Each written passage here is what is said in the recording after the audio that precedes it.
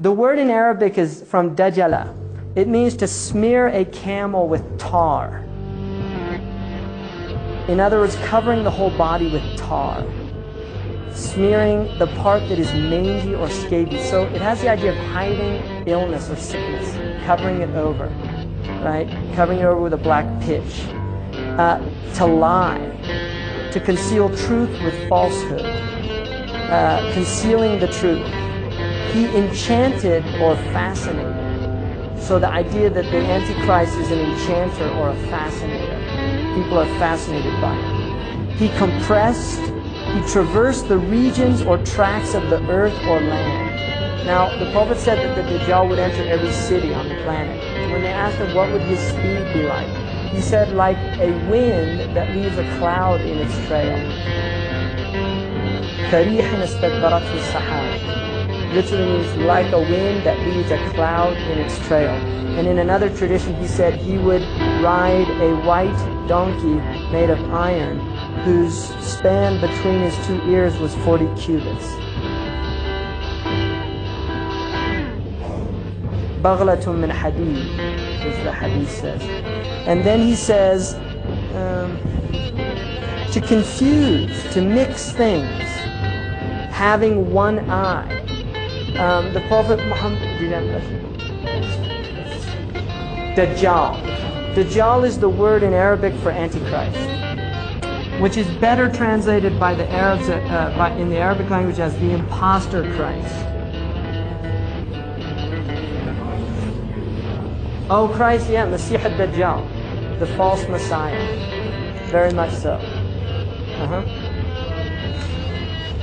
In Islam, the concept of the Messiah is a one-time thing represented by Jesus of Nazareth. Or yeah, Jesus is seen as the Messiah. The Messiah. So this is an anti. This is going to be anti-Jesus. Yes. Okay. And it's interesting because if you study the Islamic Jesus, I think it gives you a very good picture of the idea of an anti-Jesus. Because anti in Greek, antis also means in place of, instead of. It doesn't really mean against. The original meaning of anti in Greek as a prefix means instead of. And that's closer to the Arabic interpretation, which is impostor or in place of, pretending to be. The Islamic Jesus, and I actually translate, I'm hoping to get it out this year, but I translate all of the Arabic sayings of Jesus, because there's actually more sayings in the Islamic tradition of Jesus than there are in the New Testament. And most of them deal with the dangers of the world, of materialism. So I find it really interesting that, this idea of an imposter, that Jesus is, the whole thrust of the Islamic Jesus is salvation through giving up material wants. And the idea of an antichrist is salvation through desire of material goods, that it is material goods that will make you happy. It is material goods that will save you. So I think there's a very materialistic element in here. And also the idea of being one-eyed is that part of binocular vision is depth perception, which you lose with one eye. And so the idea that that the Dajjal or the Antichrist does not have a depth perception. He's a two-dimensional being. He sees things in two dimensions. And some of the Muslim scholars do not consider it an individual, but most do. And some, and you'll see it as we go on here. Having one eye is one of them. Also to gild a thing. So in other words, you take lead, you put gold over it. That's yudajjal. So to make something that's cheap or insignificant look very worthwhile or significant. Cover the land with water. He put his land into a right or proper state, prepared it, improved it with dung. So to spread dung on the earth, to spread feces on the earth. Dajjal, dung for manuring land. And then Dajjal is refuse, lowest, basest, or meanest sort of people. The lowest, basest, or meanest sort of people.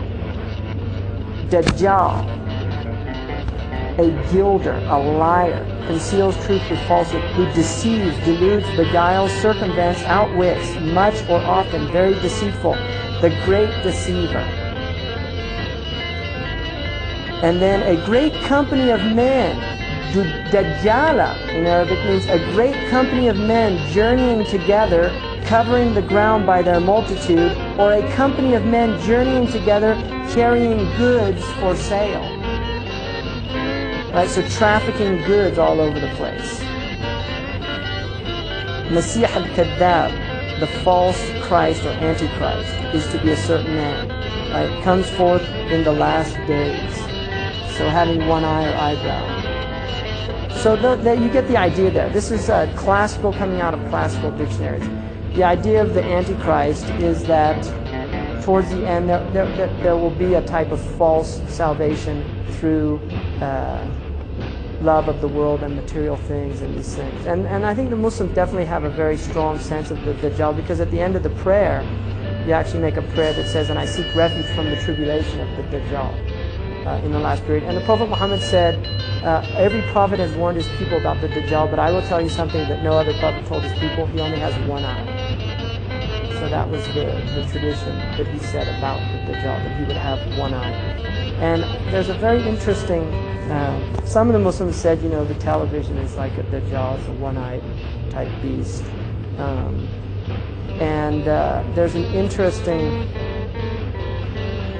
section in Louis Mumford's, the second volume of his work on the Mega Machine, which is the one eye of Ray, the all-seeing eye of Ray.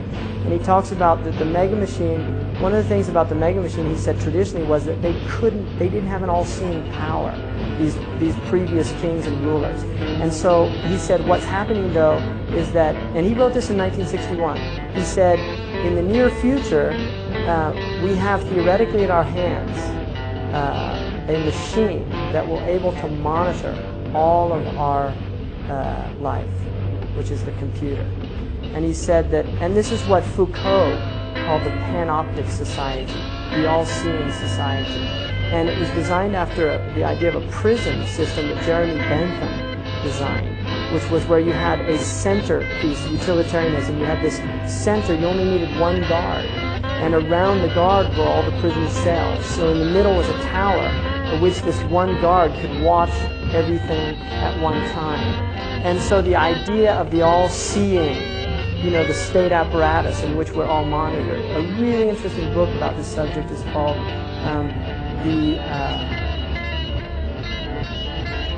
can see the cover because it's got that pyramid with the eye on it. It's The Naked Consumer. Very interesting book about how we're watched. A lot of people don't know this, but when you buy things with your credit cards, they go under bio-data, and so they can work out. Like, I started getting all this stuff about different types of books. I get these things from spiritual book companies and things, because they worked out, you buy them and then they sell, they do bio-data on you, find out what type of books you like to read, and then they sell that list to people.